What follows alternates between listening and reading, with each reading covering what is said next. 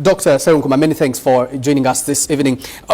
General Mos Kainerugaba expresses concerns on the Supreme Court judgment ruling and cites potential implications for national security that if the General Court Martial is indeed scrapped. How do you assess the validity of these concerns? I mean, first of all, he's wrong on too many counts. The first count, in principle, this wasn't their judgment. This is not really a judgment for the UPDF to decide.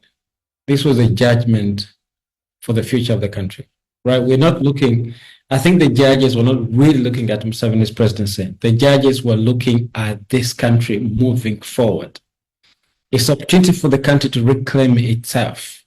So whether they respect or disrespect the judgment, that's theirs to decide. But as for the justice system, they have tried to reclaim themselves for the future. So there are two ways. It was a judgment for the bench reclaiming its appeal to the country as a justice system, and also a judgment for the future. Okay, so that should we ever return to a situation where we have a military tribunal in any other name, we should be able to say, going by our history, where we had such a thing in the past, and the justice system pronounced itself in this manner. So it's not a judgment for the UPDF necessarily. They can do whatever they want. They can disrespect or respect the judgment, but at least the court pronounced itself on the future of the country and on the future of the bench. Interesting analysis right there, Yusuf, on the judgment for the future. But General Mos also hints on the need for the High Command to discuss the Supreme Court judgment and its implications. In the structure of response to the Supreme Court judgment, where does the High Command come in? Say that again?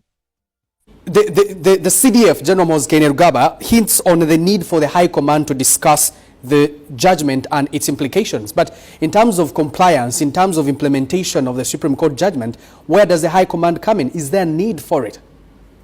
Well, it's a fair conversation they need to have amongst themselves, right? It's a fair conversation, because you need to understand, Mr. Mugume, that Museveni's government over the past so many years loves the facade as a law-abiding government, as a democratic government. It is facade that they love. So they have conscripted every single unit which is supposed to be law-abiding. So you have the Attorney General, you have the police forces, you have the prisons, you have the justice system, you have the UPDF itself. All of these are supposed to be guided by the Constitution, guided by the laws of the land, right?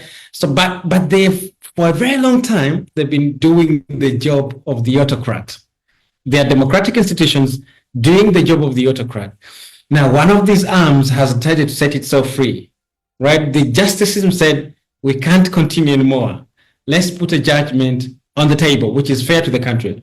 And I can guarantee you, Mr. Mugume, they are in absolute disarray, right? The Attorney General doesn't know what to do. The prison service don't know how to behave. So the UPDF has to have a conversation, right? Because I can guarantee you, as the Attorney General is trying to make a position on this, he has to consult, and the only place you consult is Mr. Museveni and the High Command. So it is, what Mos is telling us is that we are in a state of confusion right now, because the institutions that we thought were doing our job, now one of them has actually decided to say, not anymore.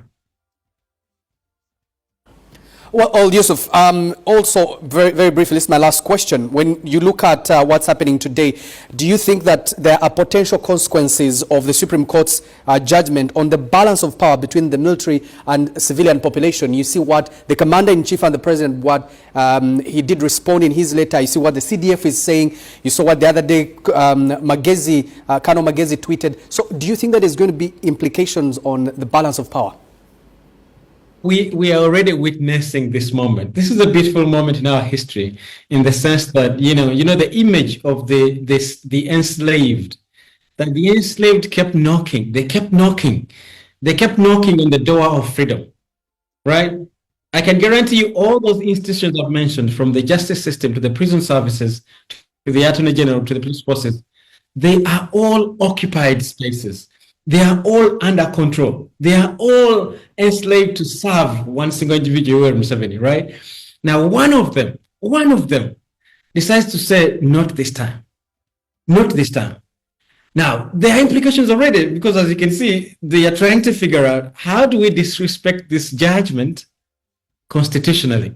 Now, that's the dilemma. How do we democratically disrespect this judgment? Okay? Because you see, this is the Supreme Court, the topmost court in the land, that you don't have recourse for appeal. You don't have any other avenue of appeal, right? So the implications already, and I think we need to give credit to the judges because they put their careers and their lives on the line.